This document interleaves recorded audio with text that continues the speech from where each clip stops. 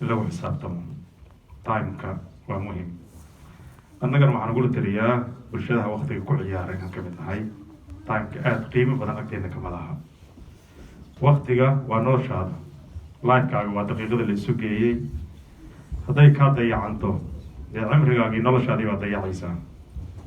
waqtiga waxay dhahaan qolyahan ka sheekeeya xadaaradaha, xadaaradu waxay ka kooban tahay 3 cunsur, 3 qaybood bay ka kooban tahay.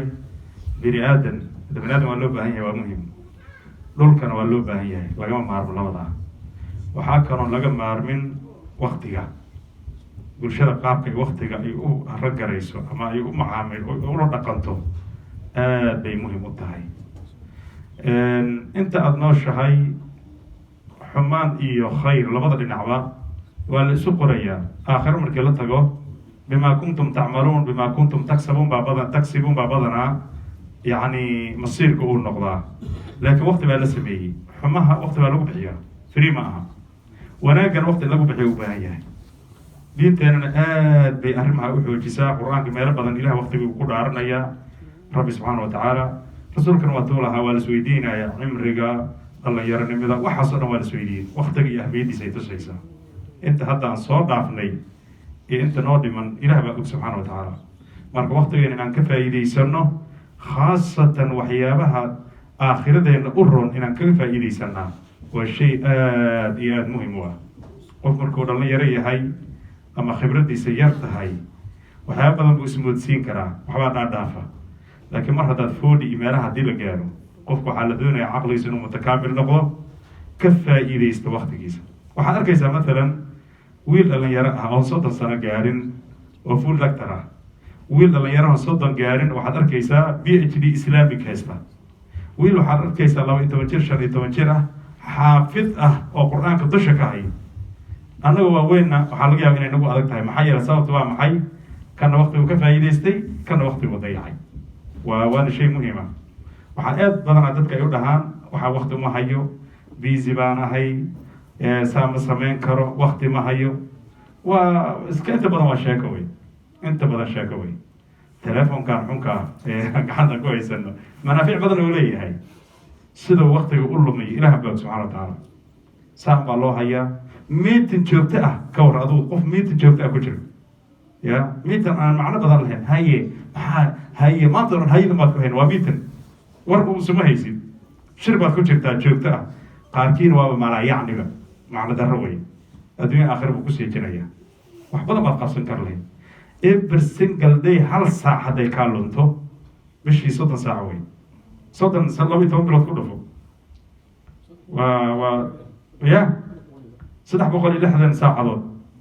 waa 8 PhD inta lagu sameyn lahaa. ya waa 120 soo maaha yani saacadaha jaamacadaha bajalarka lagu sameeyey. waa systemka dalka haddaan ku noolnahay iyo adduunka midiisa badanba. yani credit-ka waa 1 hour wey, waa loo xisaabaa. 120 hours wey bajalar wey. markaasaan wixii oo dhan dhulka gelina. qofka Soomaaliya mararka qaar waxay ku fikiraan, waxay dhahaan warniyo gaali waqtiga xaggeen ku luminaa. waaba laga tashanba. tanaa la isweydiinaya waqtiga xaggeen ku luminaa. dad qur-aan ilaahay uu siiyey, qur-aanka fiir akhrintiisa miyaa laga daalaya hadduu ilaahay kuu macaaneeyo, hadduu ilaahay kugu ilhaamiyo. wax laga daalaya ma aha macaankiisa oo macaanidiisa in la fahmo. waxaan u haysanaa in laiska fahmaayo, si sahlan loo isfahmaayo. dadka qaar waxaa laga yaabaaba hadday dadaalaan alxamdu mahad lillahi bay u sugnaatay inay u maleeyaan macnihi inuu fahmay.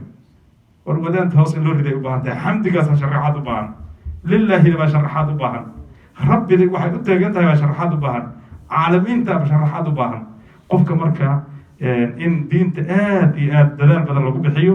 islaamkana waqtiyo badan buu noo sameeyey. xajka waqti gaar ah la aadaa, salaadaha waqti gaar ah la tukadaa. waxaasoo dhan annagaa nala barayaa time managementiga iyo waqtigeena inaan ka faa'iidaysano. aan ka faa'iidaysano insha allah waqtigeena naaficiin aan noqono, ummadda anfaca, annagana isa anfaca. waxaa la dhahaa 3 shay qofka inuu helo shay muhiima wey.